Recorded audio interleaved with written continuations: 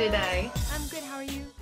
Good. Sophia Soto with the Nerds of Color. And first off, I just want to say what incredible, incredible work you gave in this film. I Oh, mean, I thank was really you. just blown away. Thank you Congratulations. so much. I want to start off with one of the greatest compliments I could ever give because I think you are just one of the greatest actors. And the reason I say that is because you embody every single one of your characters flawlessly. I mean, I've grown up watching you, I've gotten to follow your career, which has been so amazing. But usually for a big actor, when you think of them, one character comes to mind. When I think of you, it is the total opposite because I think of all your characters. They have all left their mark, and Tashi is no exception. I know I will be remembering her for a long time.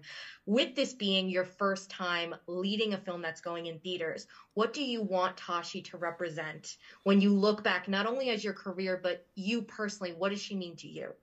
Oh man. Well, thank you so much for your kind words. I appreciate that. Um, for me, it's a difficult question to kind of encapsulate, but to me, I think Tashi represents a woman who's complicated and complex and layered, and I love that she's not always likable. I love that she's unapologetic. I love that she's messy. I think that, when I look for characters or look for characters that I want to play, I want to take on the ones that the challenge becomes me trying to make them trying to get people to be as empathetic towards them as possible.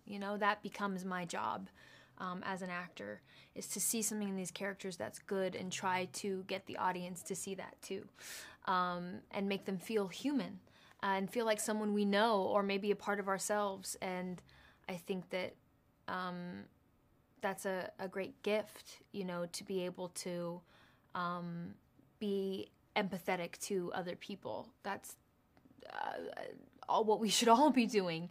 And I think she's no exception. I think she's incredibly difficult, and I liked that about her. And so I hope that people also connect with that aspect, that not every character has to be the good guy or the bad guy. They can just be the guy. Like, they're just human. you know So well said, so well said. And we are going to be talking spoilers because I cannot not talk to you about that ending. Like, oh Okay. my gosh. I sat in my seat in awe. I mean, what I love most about the film, I have to say, is the tension you got to play Mm. with, specifically simply through the emotions on the facial expressions during the tennis match between Art and Patrick. I mean, that was just insane and the biggest, like, captivating moment of the film. And then the ending. Can you break that down for me? What are your thoughts and what do you think happens after the match? Did you have conversations about that, or Listen, what's your theories? the ending is up for interpretation in a lot of ways. I mean, I have an idea of what I think it's about, or what we've all like discussed we think it's about, with Luca and everyone.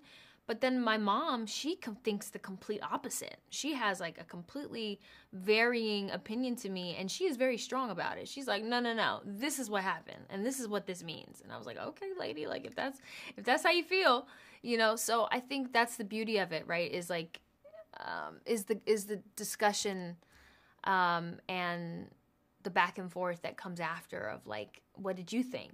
And then when you watch it again, it changes. I feel like every time I watch it, there's something new that I feel or that I empathize with.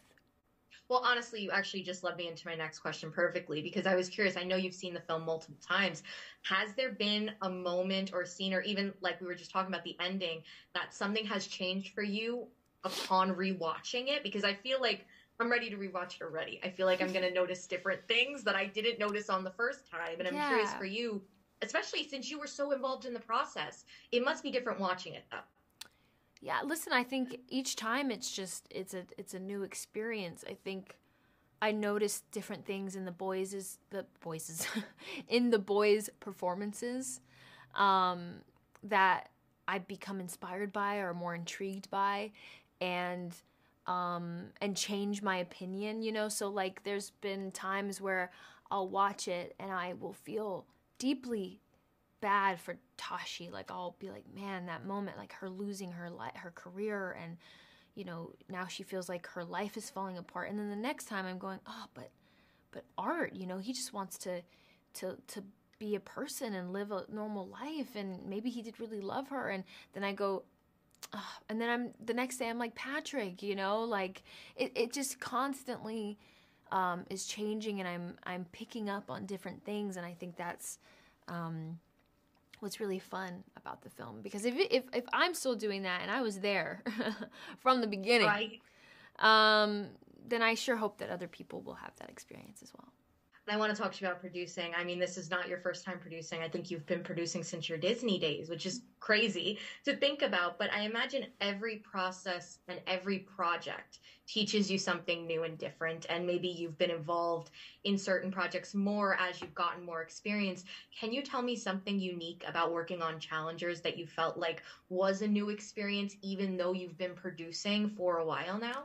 I think I learned something creative, because I look at it, you know, as like a creative job, and I think I learned something new from each creative that I get to work with, you know.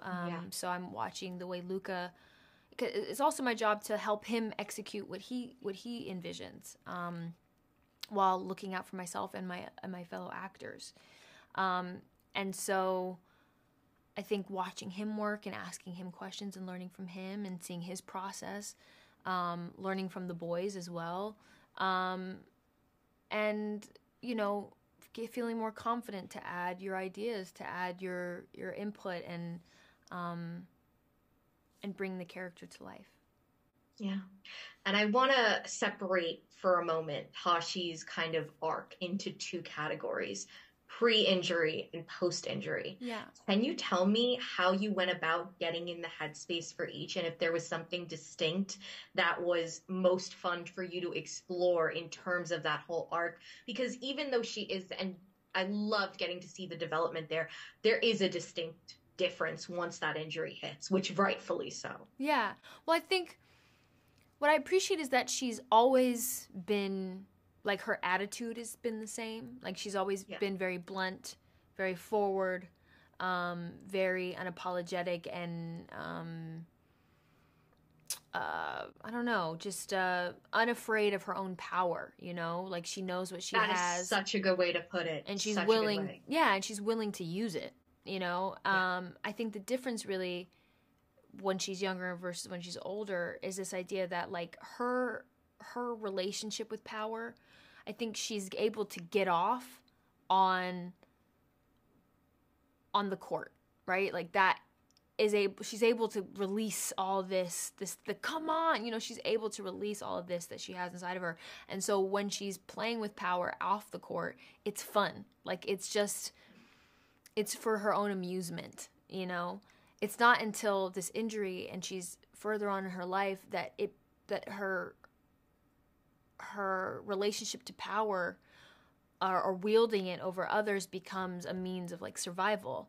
And, like, I need to get something out of these people so that I can keep my life together and can get out of life what I need, because I never got to have the life I wanted, and this is all I have. So now it's desperate, you know? And we're kind of watching this woman fall apart a little bit. If you could play tennis versus or with, if you want to play doubles, one of your characters, who would you pick? I would want to play tennis doubles with Tashi, for sure. She could just do all the work. Do you know what I mean? And I would just be standing behind her and cheering her on. Cheering her on. Perfect. Yeah. Thank you so much again, Zendaya. Thank you. It was really a pleasure, and congratulations on this one. Thank you so much. Thank you. Bye. Directors, comments and the lectures, fanboys, professional artists and professors. Maybe a nerd who's just like you, talking about the things that you like too. So I invite you to the NOC. In full color, you see me. The hard knock life, comics, movies, and TV. Yeah, pop culture with a different perspective. Watch it on your screen, hit play, so check this.